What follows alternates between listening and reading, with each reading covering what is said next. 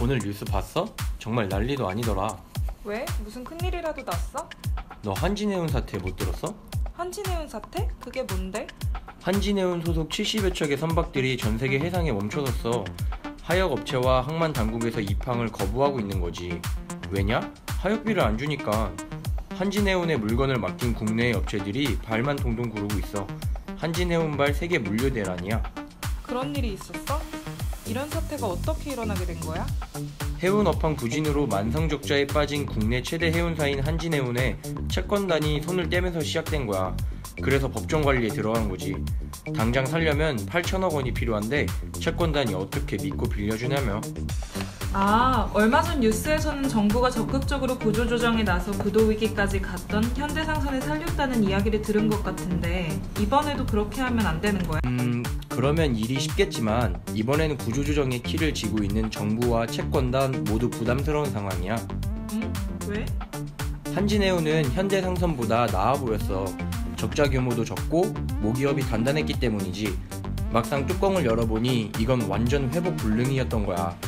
구조조정 초반부터 적극적으로 자구책을 마련한 현대와는 달리 한진해운은 아무런 의지도 보이지 않다가 자율협약 종료를 거의 10일 앞두고 자구안을 가져왔는데 그 액수가 턱없이 부족했지.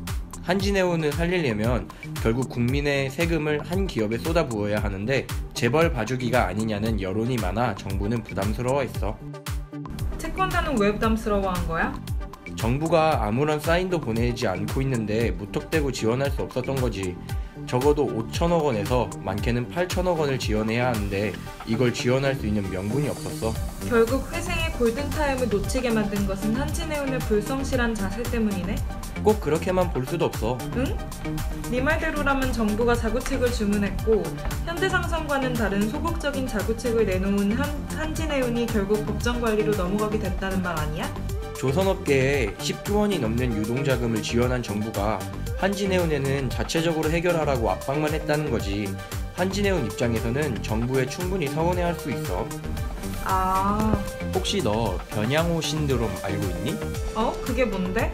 변양호 신드롬은 2003년 외환은행의 론스타 매각을 주도했던 변양호 전 재정경제부 금융정책국장이 헐값 매각 시비에 휘말려 구속된 사건에서 시작된 말인데 공무원이 자기 자리를 지키기 위해 복지부동하는 계기가 됐지. 이해했어. 몸을 사리는 관료 집단과 더 이상 자금을 지원하기는 싫은 기업 오너, 대기업 여신에서 발을 빼려는 채권단, 삼박자가 절묘하게 맞아떨어진 것이 이번 한진해운 사태는 결국 어려운 상황이네. 앞으로 어떻게 같은 문제가 재발하지 않도록 할 수 있을까? 그 답은 나보다는 전문가 선생님들을 통해 들어보는 건 어때? 전문가? 과거에는 정부가 총대를 메고 전문성과 일관성을 갖고 혹독하게 구조조정을 했어요.